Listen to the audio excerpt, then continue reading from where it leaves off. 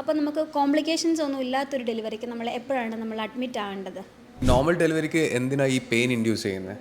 നമ്മൾ കോംപ്ലിക്കേഷൻസ് ഒന്നും ഇല്ലാത്ത പ്രഗ്നൻസി ആണെന്നുണ്ടെങ്കിൽ നമ്മൾ സാധാരണ ഒരു എക്സ്പെക്റ്റഡ് ഡേറ്റ് ഓഫ് ഡെലിവറിയുടെ അന്ന് അഡ്മിറ്റ് ആക്കിയാൽ മതി. പക്ഷേ കോംപ്ലിക്കേഷൻസ് ഉള്ള pregnancy like blood pressure, PH, പിന്നെ ഡയബറ്റീസ്, പിന്നെ വളർച്ചക്കുറവ്, പിന്നെ ഒത്തിരി അബോർഷൻസ് ഒക്കെ നടന്നിട്ടുള്ള പ്രഗ്നൻസി, അങ്ങനെയുള്ള പേഷ്യൻസിനൊക്കെ നമ്മൾ ചിലപ്പോൾ ഒരു 38 വീക്സ് ഒക്കെ ആകുമ്പോൾ യൂഷ്വലി ഒരു 37 ആഴ്ച കഴിഞ്ഞാൽ ബേബി മച്ചുറായി കഴിഞ്ഞാൽ depending on the condition of the patient നമ്മൾ അഡ്മിറ്റ് ആക്കിയിട്ട് ഡെലിവറിക്ക് വേണ്ടി അഡ്മിറ്റ് ആക്കാറുണ്ട്. പിന്നെ നോർമൽ ഡെലിവറിക്ക് പെയിൻ ഇൻഡ്യൂസ് ഉള്ള കാര്യം എന്നുള്ള വേറൊരു ക്വസ്റ്റ്യൻ ചോദിച്ചായിരുന്നു. അപ്പോൾ ഇതിനെക്കുറിച്ച് പറയുകയാണെന്നുണ്ടെങ്കിൽ ഇപ്പം സാധാരണ രീതിയിൽ ഇപ്പം ഞാനൊക്കെ സാധാരണ ചെയ്യുന്ന ഒരു 39 വീക്സ് അല്ലെങ്കിൽ ഡേറ്റിന് ഒരാഴ്ചയോ അല്ലെങ്കിൽ 10 ദിവസമൊക്കെ ടൈം ആയിരിക്കുന്ന പേഷ്യൻസിനൊക്കെ നമ്മൾ അഡ്മിറ്റ് ആക്കിയിട്ട് ഇൻഡ്യൂസ് ചെയ്യാറുണ്ട്.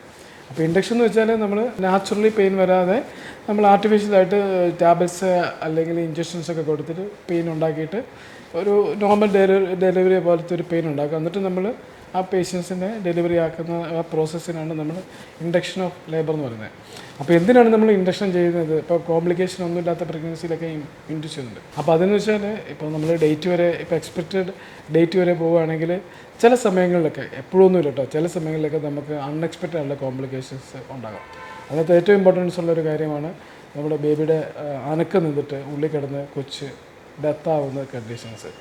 അത് അൺകോംപ്ലിക്കേറ്റഡ് പ്രഗ്നൻസിയിലൊക്കെ ചില സമയങ്ങളിലൊക്കെ ഉണ്ടാകാം. അപ്പം നമ്മളൊരു പ്ലാസൻ്റയുടെ മച്ചുറിറ്റിയൊക്കെ ആയിക്കഴിഞ്ഞാൽ ഒരു ഡേറ്റിൻ്റെ ഒരാഴ്ചയോ അല്ലെ 39 വീക്സോട് കൂടിയൊക്കെ നമ്മൾ ഡെലിവറി ഇൻഡ്യൂസ് ചെയ്യും. പിന്നെ എക്സ്പെക്റ്റഡ് ഡേറ്റ് വരെ നമ്മുടെ ഡെലിവറി ഡേറ്റ് പോവുകയാണെന്നുണ്ടെങ്കിൽ നമ്മുടെ എസ്റ്റിമേറ്റഡ് ഫീറ്റൽ വെയിറ്റ് കൂടുമല്ലോ. അപ്പോൾ വെയിറ്റ് കൂടിക്കഴിഞ്ഞാൽ ചിലപ്പം ഡെലിവറി ബുദ്ധിമുട്ടാവും, പോസ്റ്റ്മോർട്ടം ഹെമറേജ്, ഷോൾഡർ ഡിസ്യോഷ്യ, അങ്ങനെയുള്ള കോംപ്ലിക്കേഷൻസ് ഒക്കെ ഉണ്ടാകും. അപ്പോൾ നമ്മൾ ഒരു അറൗണ്ട് ഒരു 39 വീക്സിനോടൊക്കെ ഡെലിവറി ഇൻഡ്യൂസ് ചെയ്യുന്നത് ഇപ്പോൾ എല്ലാ സ്ഥലങ്ങളും ചെയ്യുന്നുണ്ട്. അപ്പോൾ 37 വീക്സ് കഴിഞ്ഞാൽ ലേബർ ഇൻഡ്യൂസ് ചെയ്യുന്നൊരു ആക്സെപ്റ്റഡ് രീതിയായിട്ട് നമ്മുടെ നാട്ടിലൊക്കെ മാറിയിട്ടുണ്ട്.